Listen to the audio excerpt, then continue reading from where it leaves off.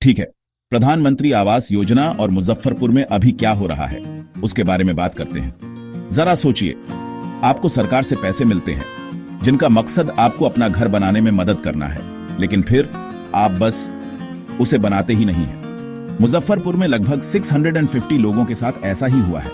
उन्हें पहली 2 किस्तों में 1.5 लाख रुपए तक मिले, लेकिन घर बनाने के बजाय काम रुक गया या कुछ मामलों में कभी शुरू ही नहीं हुआ। अब मुजफ्फरपुर नगर निगम इसे हल्के में नहीं ले रहा है।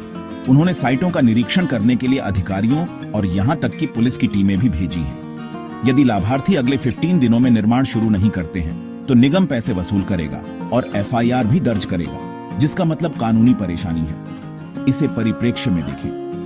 पहले चरण में चुने गए 2451 लोगों में से 1800 लोग पहले ही अपने घर बना चुके हैं। यह एक बड़ी सफलता है, लेकिन जिन्होंने नहीं बनाया है उनके लिए घड़ी चल रही है और यह और सख्त होता जा रहा है। योजना का अगला दौर PMAY शहरी 2.0, और भी अधिक पैसे दे रहा है, 2.5 लाख रुपए 3 किस्तों में विभाजित। लेकिन संदेश स्पष्ट है, यदि आप पैसे लेते हैं तो आपको घर बनाना होगा, कोई बहाना नहीं। अंततः ये योजनाएं लोगों को अपना जीवन बेहतर बनाने में मदद करने के लिए डिजाइन की गई हैं, लेकिन जवाबदेही मायने रखती है, अन्यथा पूरा सिस्टम ढह जाएगा। तो देखते हैं मुजफ्फरपुर में क्या होता है और उम्मीद करते हैं कि हर किसी को सही तरीके से छत देने पर ध्यान केंद्रित रहेगा।